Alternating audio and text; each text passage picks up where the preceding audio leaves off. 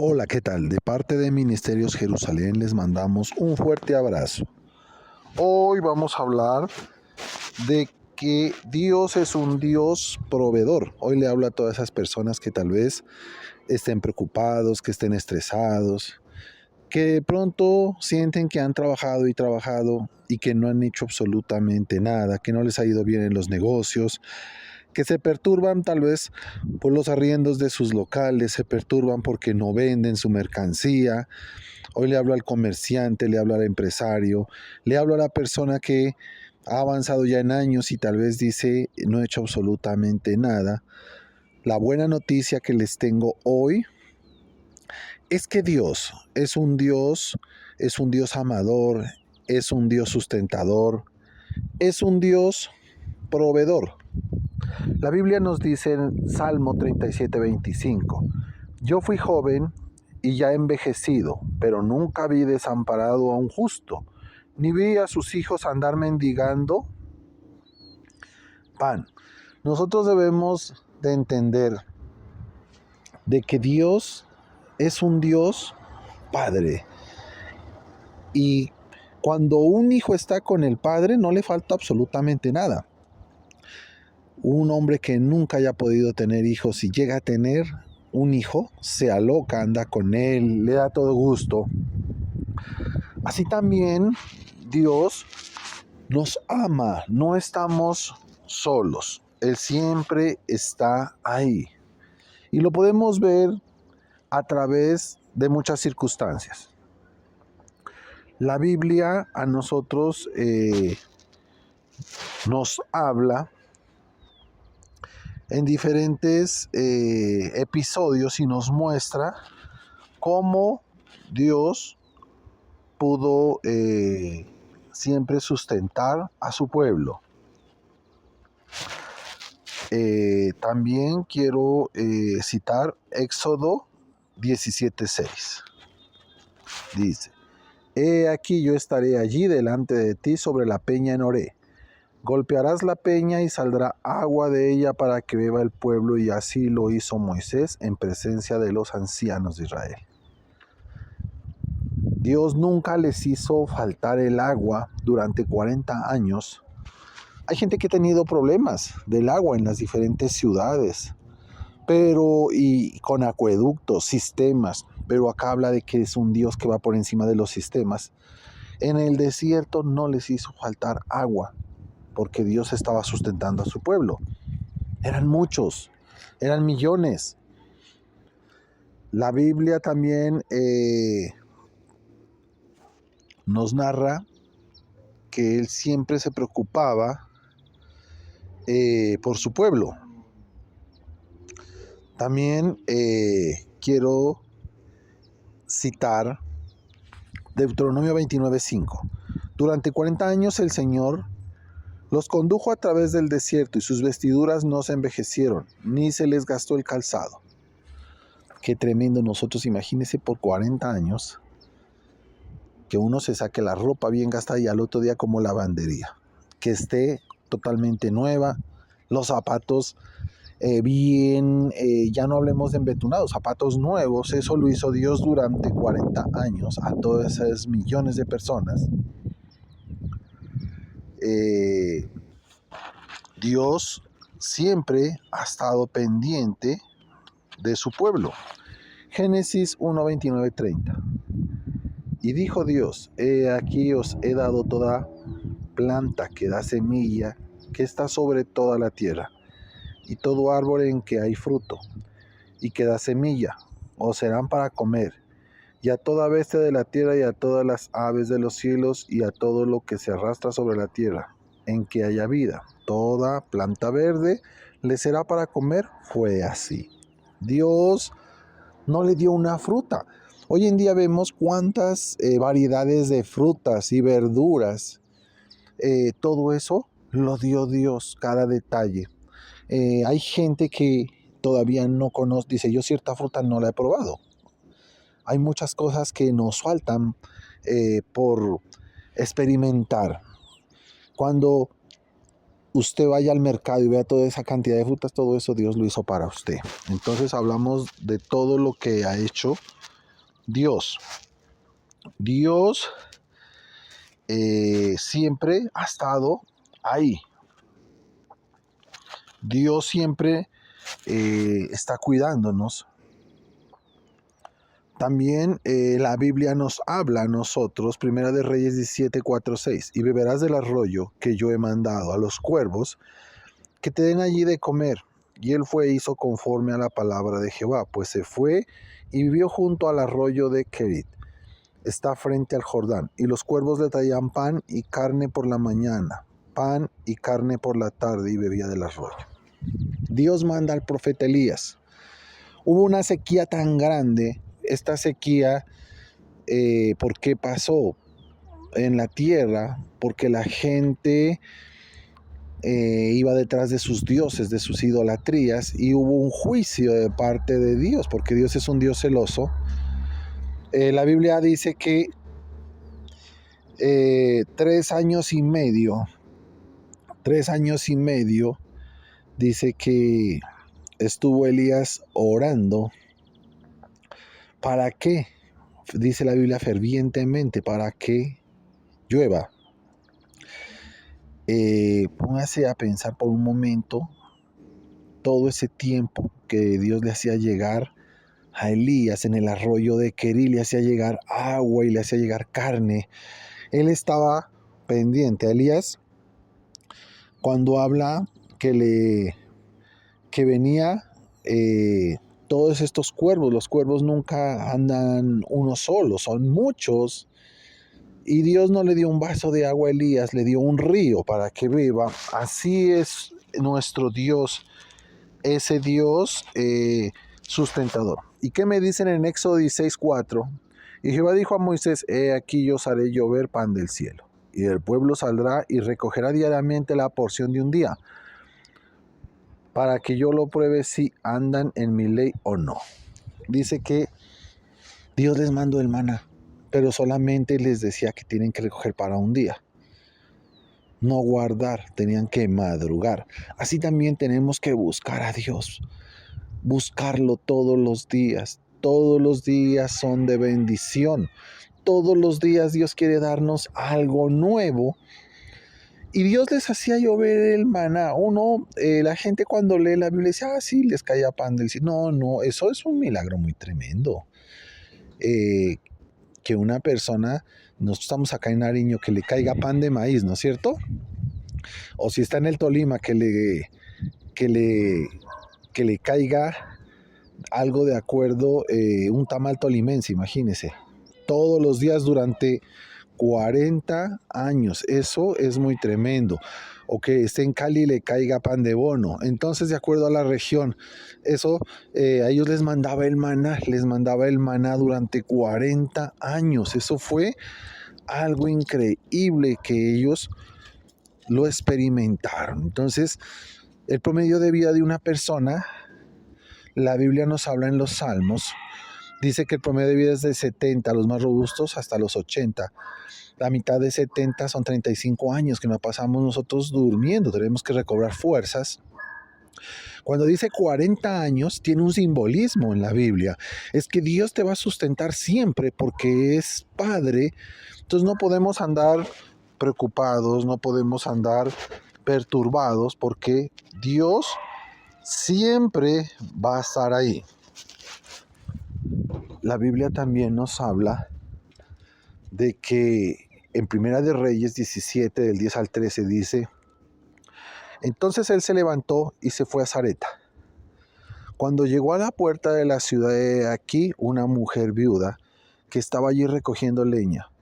Y él la llamó y le dijo, te ruego que me traigas un poco de agua en un vaso para que beba. Y yendo ella para traérsela, él la volvió a llamar y le dijo, te ruego que me traigas también un bocado de pan en tu mano. Y ella respondió, vive Jehová tu Dios, que no tengo pan cocido, solamente un puñado de harina tengo en la tinaja y un poco de aceite en la vasija. Ahora recogía 2 leños para entrar y prepararlo para mí y para mi hijo, para que lo comamos y nos dejemos morir. Esta mujer estaba limitada por sus temores. La situación estaba dura. De pronto los que me estén escuchando están limitados. Dicen, no me alcanza para pagar las cuotas al banco. No me alcanza para la universidad de mi hijo. No me alcanza para los compromisos que tiene. Pero Dios muchas veces nos quiere probar. Manda a su profeta. Su profeta tenía un río. A un hombre que le dio un río, ahora le dice que vaya a pedir un vaso de agua. Eso no tiene lógica. Pero, ¿por qué se dio esto? No era la prueba para Elías. Lo muestra al profeta en debilidad para ver el corazón de esta mujer. Si le niega el vaso de agua, si le negaba el pan, dice que los cuervos le llevaban pan y carne. Ahora no le llevaba un pan. Los cuervos, esas manadas son muchas. En una manada pueden haber más de 300 cuervos. O sea que Elías tenía abundancia, pero quería probar a esta mujer si de verdad confiaba en Dios. Unos comentaristas dicen que todo el mundo lo andaba buscando a Elías. El rey andaba buscando a Elías para que haga llover. Y la gente sabía porque él lo había buscado en diferentes reinos. Pero esta mujer no lo hizo porque era una mujer ferviente, porque tenía fe. Esta mujer literalmente tenía miedo porque por algo sabían quién era Elías, el hombre que hacía llover fuego del cielo. Dijo, ¿qué tal si no lo hago? Le dio miedo. De pronto ella dijo, lo hizo, voy a ver qué pasa. Pero cuando ella le prepara ese pan y le dio esa agua, esto repercutió en su vida, porque cuando el profeta le dijo que le dé eso, le dijo que no le iba a escasear la tinaja, no le iba a escasear su tinaja de su aceite, de su harina, hasta que llueva. Qué buen negocio, ¿no es cierto? Que usted le dé a una persona comida y que sea retribuido 3 años y 6 meses hasta que llueva. Fue algo sobrenatural. Debemos entender que Dios es un Dios sobrenatural. Debemos entender que no lo podemos limitar a Dios. Muchas veces lo limitamos. Lo limitamos con nuestra mente, con nuestros hechos. Dios es un Dios de realidades, por eso debemos de ser reales con Él. Reales en nuestro mirar, reales en nuestras palabras, porque Él nos escucha, reales en nuestros pensamientos, reales en nuestro actuar, haciéndolo todo como si Él estuviera ahí, como si fuera para Él. Entonces nosotros vamos a ver ese poder tan grande. Esta mujer tenía pensamientos de muerte porque vivía cada día sin Dios, por eso decía que iba a morir. ¿Cuántas personas que están pensando en la muerte, están pensando en sus problemas, pero no piensan en que Dios los puede sorprender? También tenemos 2 de Samuel 5 del 6 al 9. Vamos a hablar de un hombre conforme al corazón de Jehová, dice. Un hombre conforme al corazón de Jehová siempre está esperando cosas grandes de parte de Dios. Por eso actúa con sus hechos, como si tuviera el respaldo de Dios. Dice la Biblia, nos dice la Biblia lo siguiente, dice, entonces marchó el rey con sus hombres a Jerusalén, contra los jebuseos que moraban en aquella tierra, los cuales hablaron a David, diciendo, tú no entrarás acá, pues aún los ciegos, los cojos, te echarán. Queriendo decir, David no puede entrar acá. Pero David tomó la fortaleza de Sión, la cual es la ciudad de David. Y dijo David aquel día, todo el que hiera a los jebuseos suba por el canal y hiera a los cojos ciegos aborrecidos del alma de David. Por esto se dice, ciego ni cojo no entra en la casa. Y David moró en la fortaleza y lo llamó ciudad de David y edificó alrededor desde Milo hacia adentro. El pueblo de Israel estaba enseñado siempre a armar carpas. Ellos no podían creer que Dios les podía dar estructuras. Muchas veces nosotros no creemos, limitamos a Dios. De pronto usted lo limita en que Dios le puede ensanchar su territorio, que le pueda expandir su negocio, que lo pueda sanar de su enfermedad, que pueda liberar su vida, que pueda volver el corazón de sus hijos a usted, que le pueda restaurar su matrimonio, o lo que usted le esté pidiendo. Muchas veces nosotros no creemos, pero dice que el hombre conforme al corazón de Jehová sí creía. Él creía que no solamente Dios le iba a dar una casa a él, sino a todos. Y se meten por ese conducto de agua. No fue fácil. Posiblemente eran desechos. Ellos tuvieron que meterse por ahí. Era imposible penetrar esa ciudad, pero siempre hay una forma. Y la hazaña más grande fue de que una era penetrar esa ciudad. 2, tenían que pelear. Muchas veces nosotros no queremos pelear las batallas. Nuestra lucha no es contra sangre y carne, sino contra principados, potestades, gobernadores de las tinieblas, huestes de maldad de las regiones celestes, dice Efesios 6:12. No queremos pelear. La gente no quiere orar, más quiere quejarse. No queremos ayunar. Hemos llegado al nivel de que ya ni siquiera queremos ir a una iglesia. Debemos de entender de que Dios es un Dios Padre y Dios dejó las iglesias. Vamos a Apocalipsis, en Apocalipsis habla y le dice que le escriba al ángel de las 7 iglesias. Dios siempre está pendiente de las iglesias. Las personas que predicamos no somos perfectos, estamos llenos de errores. Pero tenemos que tener en cuenta que simplemente tratamos de enseñar lo que dijo Jesús. Obedecerle. Obviamente en el trayecto cometemos muchos errores, pero hay que ver más allá. Hay que mirar la palabra de Dios. Hay que creer. Esta historia es fascinante porque David de un día al otro logró, porque él tenía una mente sin límites. Él no creía como la viuda de que iba a morir. Él creo que dijo, este es el día que hizo el Señor. Y él sabía de que no solamente lo iba a bendecir a él, sino a todos los que creen, quién eran los que lo seguían. Dios está ansioso de bendecir a las personas, de sustentar. Ellos estaban enseñados a morar en carpas, pero ahora ya tenían sus ciudades. Tenían una ciudad amurallada, tenían unas casas hermosas. La Biblia nos habla en Colosenses 1:16 al 17. Porque en Él fueron creadas todas las cosas, las que hay en los cielos, las que hay en la tierra, visibles e invisibles, sean tronos, sean dominios, sean principados, sean potestades. Todo fue creado por medio de Él y para Él. Y Él es antes de todas las cosas, y todas las cosas en Él subsisten. Las sustenta Dios, todo lo sustenta Dios. Cada detalle que usted puede ver en la naturaleza, las flores de diferentes colores, las nubes, el viento, el calor, todo lo sustenta Dios. Es imposible de que Dios no nos sustente.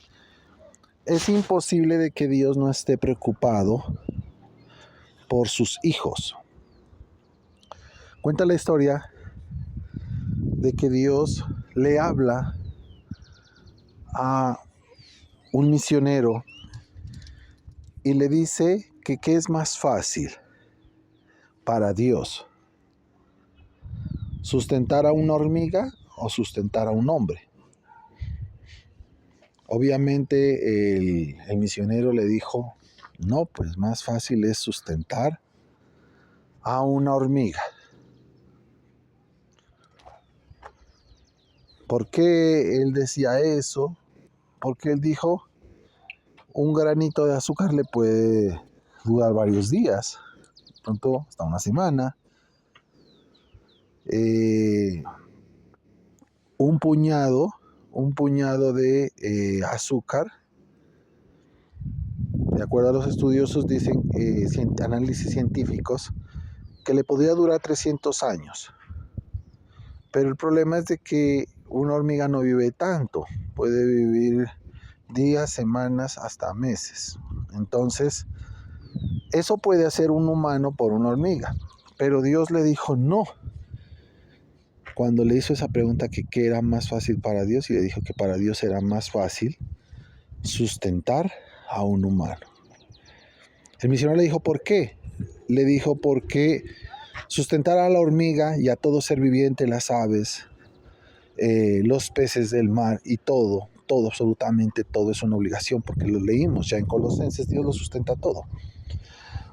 Pero darle a un hijo lo hace con alegría, lo hace con amor. Por eso usted qué feliz se pone cuando su hijo llega a casa después de 3, 4 años, vuelve a la casa, usted le va a hacer el mejor plato, la mejor comida. Para usted no es un sacrificio, para usted es una alegría poder sustentar, poder darle eso con mucha alegría. Así también para Dios es una alegría darle a usted lo que usted le está pidiendo, porque usted es hijo, y muchas veces a nosotros se nos olvida ese detalle, que nosotros somos hijos, y no queremos entender que a Dios le da mucha alegría, le fascina podernos dar todo lo que nosotros le pedimos. Quiero también citar, vamos a citar en el libro de Números 11. Vamos a citar y vamos a enseñar bajo la luz de la palabra lo triste que es cuando nosotros no creemos en que Dios es proveedor, sustentador, que es Padre, y las consecuencias tan graves. Por un momento, imaginémonos el desierto Sinaí. Imaginemos nosotros ese desierto ardiendo como un horno de fuego. El polvo entraba a los ojos y a la garganta, y el viento traía consigo no alivio sino cansancio. Israel estaba cansado del maná, ese pan blanco, como semilla de culantro que caía cada amanecer, como si las estrellas hubieran llorado sobre la arena. Pero lo que un día fue un milagro, ahora era desprecio. El pueblo lloraba. Queremos carne. Queremos volver a Egipto. Estamos hartos de ese pan miserable. Ese clamor no era solo hambre, era la voz de carne, la voz de la esclavitud, la nostalgia de las cadenas. Moisés, el hombre de Dios, escuchaba aquellas quejas y su corazón se partía, se sintió solo, agotado, traicionado por un pueblo que prefería cebollas en esclavitud a maná en libertad. Y entonces habló con una honestidad que nos asusta, con palabras muy feas, desnudas, humanas. Señor, ¿por qué me haces esto? ¿Por qué me diste a este pueblo? ¿Acaso yo lo concebí en mi vientre para cargarlo como una madre? Yo no puedo más. ¿De dónde sacaré carne? ¿Se degollarán para ellos todos los rebaños? ¿Se pescarán todos los peces del mar? Esto es imposible. Mejor mátame de una vez. Así como citábamos la viuda, cuando llegó el profeta y Dios la probó, cuando le mandó a decir que le dé pan y que le dé agua. Él tenía carne y pan que le llevaban por la mañana y la tarde, y no tenía un vaso de agua como lo que pedía, tenía un río, era para probar. Muchas veces Dios nos prueba, pero ella decía, es que es lo único que yo tengo. Ahora vemos lo que dijo el profeta. Él quería morirse porque ya no podía más. Él no entendía de que todos los días son nuevas sus misericordias y que Dios es un sustentador y proveedor. Era el clamor de un hombre que dudaba, no de la existencia de Dios, sino del tamaño de su brazo. Y aquí está el punto teológico clave. Moisés, el profeta de la zarza ardiente, el hombre del Sinaí, se quebró en incredulidad, porque hasta los gigantes de la fe tienen momentos en que tiemblan. Pero Dios, con paciencia sobrenatural, le respondió: ¿acaso se ha cortado mi mano? Tú verás si se cumple mi palabra o no. Dios estaba dispuesto a abrir su mano. Recuerdo esa historia de que Dios le habla a un misionero y le dijo que qué era más fácil, sustentar a una hormiga o a un hombre. El misionero, riéndose, le dijo: pues a una hormiga. Científicos dicen que un grano de azúcar le puede durar para semanas a una hormiga y un puñado 300 años. El problema es que la hormiga no vive tanto, solamente vive unos días, unas semanas, unos meses. Así, si eso hacía la mano de un hombre, imagínese la mano de Dios. Y Dios le dijo que para él más fácil era sustentar a un humano, porque ustedes son hijos, dijo. Mientras que toda la naturaleza hablaba de las aves, los peces y todo lo que habita en la tierra era una obligación para él sustentarla. Pero para nosotros lo hacía con mucho amor. Así también recordemos cuando un hijo viene a los tiempos a visitar a sus padres después de un año o dos. Los padres le hacen todo lo que a él le gusta, pero no lo hacen con dolor, lo hacen con amor, porque para ellos es su hijo. Así también para Dios, el Dios se pone muy contento cuando usted le pide. Dios se pone contento cuando cumple los anhelos de su corazón. Por eso no se canse de pedirle. Entonces, Dios le dijo que iba a abrir su mano. Vino un viento del Eterno, un rugido desde el mar. El cielo se oscureció y millones de codornices descendieron. Cayeron en bandadas tan densas que cubrieron la tierra hasta casi 1 metro de altura. El desierto se convirtió en un océano de carne palpitante. El pueblo, poseído por la codicia, recogía y recogía con manos febriles, con ojos desorbitados, como bestias enloquecidas. El olor a sangre, el batir de alas, los gritos de caza llenaron la atmósfera. Era un banquete caótico, un frenesí carnal. Pero antes de que la carne llegara al estómago, el juicio cayó. Una plaga invisible se desató. Los gritos de satisfacción se volvieron en alaridos de muerte. Aquel lugar fue llamado Kibrot Ahabtabab, las tumbas del deseo, se le conoce. ¿Por qué hizo eso Dios? Dice que la provisión era tan grande que duraban más de un día. Les tocó un día entero y otro día y una noche recogiendo. Y el que menos recogió 2 toneladas. Dios quería bendecir a su pueblo, pero a él le dolió la incredulidad de ellos. Por eso fueron castigados por su incredulidad, porque estaban maldiciendo el nombre de Dios. ¿Cuántas veces nosotros maldecimos su nombre cada vez que nosotros dudamos, no creemos, menguamos en fe? Estamos maldiciendo su nombre. Bueno, vamos a citar la historia completa del hijo pródigo. Tal vez muchos han escuchado este clásico. Es fascinante. Lo encontramos en Lucas 15, del 11 en adelante. El mismo Jesús lo comienza a narrar para demostrar el amor de un padre y que nada nos puede separar de su amor. Sin importar el pecado que hayamos cometido, siempre Él va a estar para nosotros. Dice así: También dijo, un hombre tenía 2 hijos, y el menor de ellos dijo a su padre, Padre, dame la parte de los bienes que me corresponden. Y él le respondió, ¿los bienes?